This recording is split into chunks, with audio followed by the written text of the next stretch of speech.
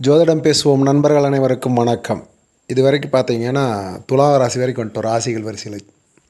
இப்போ ஜோதிடத்தில் விருட்சிகம் அப்படிங்கிற தலைப்பில் முதல் பாகத்தை பார்ப்போம், ரெண்டாம் பாகம் வேற ஒரு விதத்தில் பார்ப்போம். இது என்ன பேட்டர்னில் பார்க்குறோம் அப்படின்னு சொல்லி முதல்லையே சொல்லிடுறேன். இந்த சேனலுக்குள்ளே போகிறவங்களுக்கு ஃபஸ்ட்டு பார்த்துட்டு வந்தவங்களா இருந்தால் தெரியும். இல்லைனாலும் புதுசாக வர்றவங்களுக்கு ஒரு விஷயம் என்னென்னா, இது திதி யோக கரண அடிப்படையில் இந்த பேட்டர்னில் தான் இந்த விஷயத்தை பார்க்க போகிறோம். இது சந்திரன் நின்ற இடத்துல மட்டுமே இது விஷயத்தை எடுத்துக்கிறோம் இது வரைக்கும். அதோட இந்த பேட்டர்ன் சேர்த்து ஒரு பார்வை பார்த்துட்டு போயிட்டுருக்குறோம். கோச்சாரத்தில் இருப்பதற்கு பெரிதுபடுத்தி சொல்லுவதில்லை, இருந்தாலும் கூட கோச்சாரம் ஒரு 10% வேலை செய்யும். இவங்களுக்கு இல்லை யாருக்காக இருந்தாலும் அதான் வேலை செய்யும், 10% தான் வேலை செய்யும். இங்கே சந்திரன் என்ற நட்சத்திரம் விசாகம் அனுஷம் கேட்டை இந்த 3 நட்சத்திரங்கள் சந்திரன் நிற்கக்கூடிய இடத்தில் சந்திரன் வலிமை இழந்த நிலையில், அதாவது இது நவாம்சத்தில் வேறு மாதிரி இருக்கும், ஆனாலும் கூட இந்த நிலையில் சந்திரன் நீச்சம் அப்படின்னு சொல்லப்படக்கூடிய அம்சத்தில் முற்றிலும் மாறி இருந்தாலும் கூட அந்த நிலையில் இருக்கிறது அப்படிங்கிற அடிப்படையில் இந்த விருச்சிக ராசியில் இருப்பார். இதோடு வேறு கிரகங்கள் சேர்ப்பது வேறு பலன்கள் மாறுபடலாம்.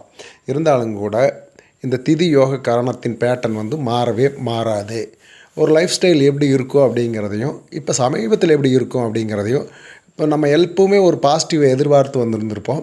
இந்த பாசிட்டிவை எப்போதும் இயற்கை கொடுத்து கொண்டிருக்குமா அல்லது நாம் உருவாக்க வேண்டுமான்னு கேட்டால், இந்த விருச்சிக ராசியின் பெரும்பகுதி ஜாதக அமைப்பில் விருச்சிக ராசிக்கு ஒரு போராட்டமான நிலைதான். லக்னமாக இருந்தாலும் சரி, அது ராசியாக இருந்தாலும் சரி, இவர்கள் முகத்துக்கு நேராக விமர்சனத்தை வைப்பாங்க. இது ஒரு மர்ம ராசி. இன்னொரு விஷயம் என்னென்னா, பயங்கரமான ரகசியங்கள் இவங்களுக்கு அதாவது கண்டுபிடிக்கக்கூடிய ஆற்றல் இருக்கும். அதை பயன்படுத்துகிறாங்களா இல்லையா, அது சப்போர்ட் பண்ணுதா இல்லையாங்கிறது வேறு ஒன்று.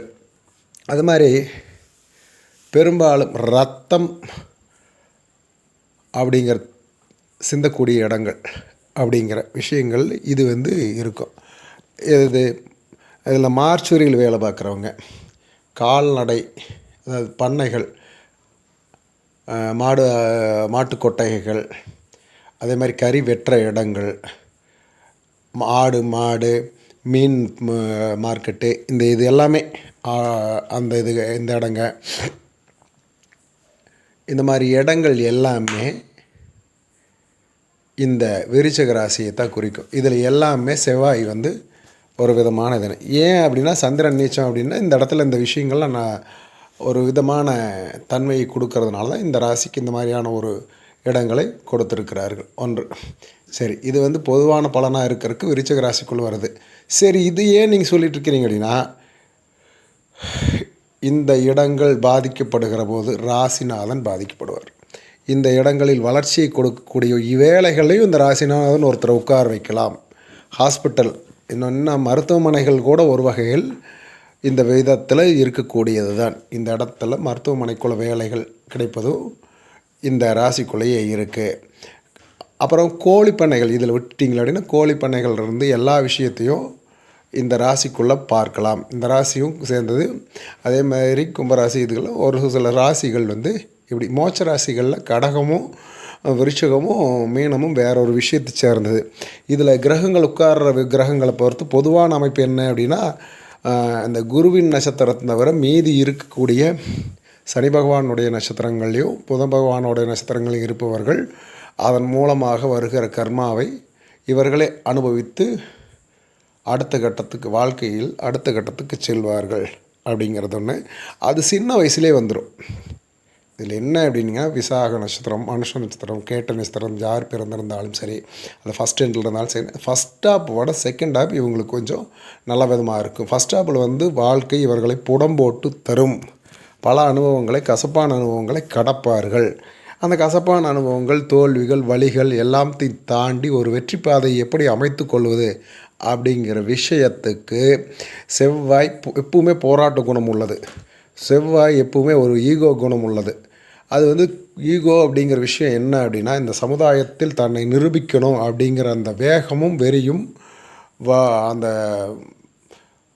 ஆற்றலும், தன்னை வளர்த்துக்கக்கூடிய ஆர்வமும், அதுக்கேற்ற போடக்கூடிய உழைப்பில் கடுமையான உழைப்பையும் கொஞ்சம் கூட தயங்காமல் செய்யும். வெளிப்பார்வைக்கு அது ஒரு முரட்டத்தனம் கலந்து சண்டைக்கு நிற்கிற மாதிரி தெரியும்.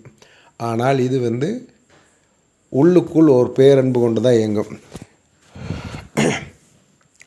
இதில் இந்த இடம் பாதிக்கப்படும் போது குடும்பமே கூட பாதிக்கப்படலாம். இந்த விருச்சகம் பெரும்பாலும் பாதிக்கப்படக்கூடாது அப்படிங்கிறது காலச்சக்கரத்தில் இங்கே வந்து பாதிக்கப்படக்கூடாது அப்படிங்கிறது.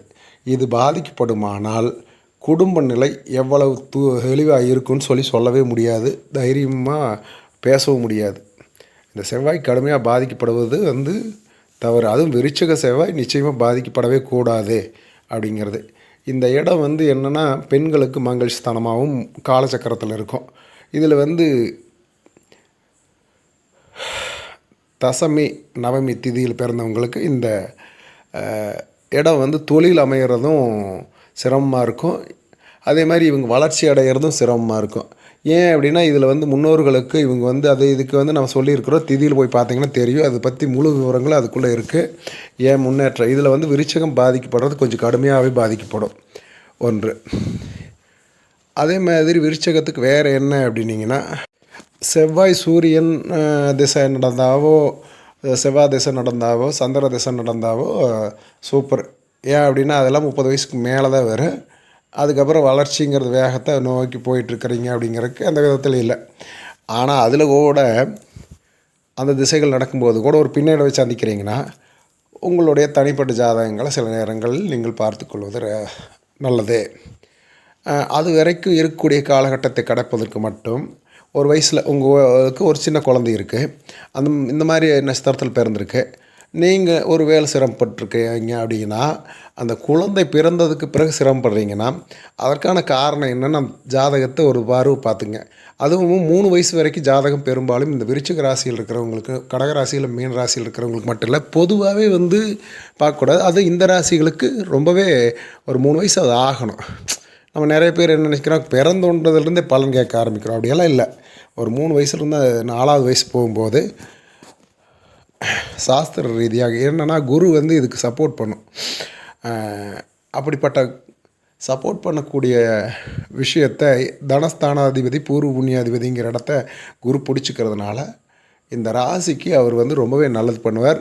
சூரியன் அந்த திசைகள் நடந்தாலும் நல்லாயிருக்கும். இந்த ராசிக்கு இந்த திசைகள் நடந்தாலும் நல்லாயிருக்கும். சரி, இது எனக்கு நடந்தாலும் நடக்கலைனாலும் வந்துங்க சிறு வயசில் இருந்தே நான் சிரமப்பட்டுருக்கேன், அதுக்கடுத்து என் குழந்தை பிறந்ததுமே நான் கொஞ்சம் சிரமப்பட்டுருக்கேன்னா அதை நீங்கள் வந்து தனிப்பட்ட முறையில் உங்கள் ஜாதகத்தை ஆய்வு செய்வதற்கு ஒரு சப்போர்ட்டிவ் என்னென்னா நாம யோகங்கள் சிலது சொல்கிறேன். இப்போல்லாம் எல்லா ராசியிலையும் எது சொன்னேன், திரும்பவும் சொல்கிறேன். ஒரு வேளை நீங்கள் ஏதாவது ராசியில் பார்த்துருந்தாலும் சரி, இப்போ பார்த்துட்ருக்கிறவங்களுக்கு ஒரு வார்த்தை சொல்லிடுறேன். இப்போல்லாம் திதி யோக கரணம்ங்கிற அந்த பஞ்சாங்கங்களில் இருக்கக்கூடிய அந்த 3 அங்கங்களை விட்டுட்டு பதில் சொல்லிட்டு இருக்கிறதுங்கிறது வெற்றி வருவதற்கு உதவியாக இருக்காது உங்களுக்கு.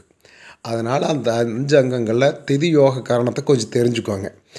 திதினா என்ன, யோகம்னா என்ன, காரணம் என்ன, புதுசாக நீங்கள் சொல்கிறீங்க அப்படின்னா புதுசெல்லாம் இல்லை, இது காலகாலமாக இருந்துகிட்ருக்கிறது.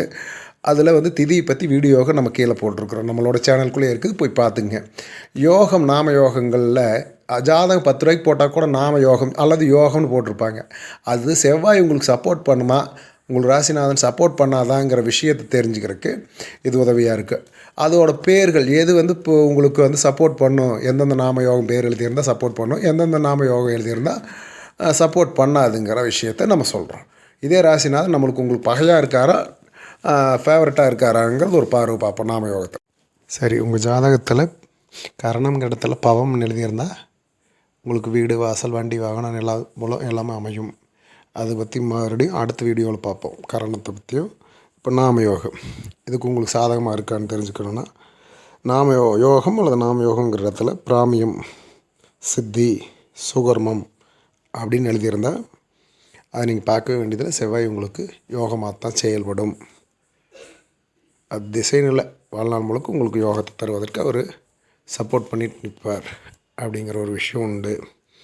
சிவம் அப்படின்னோ விருத்தினோ பிரீத்தினோ இருந்தால் நீங்கள் இதுக்கு ஒரு மாற்று விஷயங்களை தேடிக்க. உங்களுக்கு செவ்வாய் வந்து சப்போர்ட்டிவாக இல்லை. சிவம், விருத்தி, பிரீத்தி இந்த 3 மறுபடியும் சொல்கிறேன். இந்த 3 பேர் எழுதியிருந்தால் நீங்கள் வந்து அவயோகியாக அவர் செயல்படுவார். இந்த ராசியை வந்து வேறு விதமாக செயல்படும்.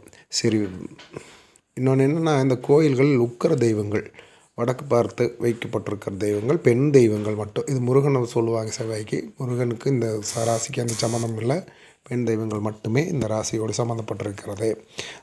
உக்கர தெய்வங்களில் துர்கை, பத்ரகாளி இந்த மாதிரியான தெய்வங்களை வணங்குவது உங்களுக்கு வந்து இதாக இருக்கும். கெடா வெற்ற தெய்வங்கள் அப்படிங்கிற விஷயம், ரத்த பலி கொடுக்கக்கூடிய தெய்வங்கள், அந்த விஷயங்கள் எல்லாமே இருக்கக்கூடிய தெய்வங்கள் உங்களுக்கு சப்போர்ட்டிவாக இருக்கும். இந்த மாதிரி தெய்வங்களோடு அந்த தெய்வங்களை தரிசிக்கும் போது, உங்கள் இஷ்ட தெய்வங்களாக வச்சுக்கும்போது, உபாசனை தெய்வங்களை எடுத்துக்கும் போதெல்லாம் ரொம்ப சூப்பராக வேலை செய்யும். ரொம்ப பெரிய சப்போர்ட்டிவ் சக்தியாக அது மாறும். இதை வந்து நீங்கள் எடுத்துக்கலாம் தெய்வத்தில்.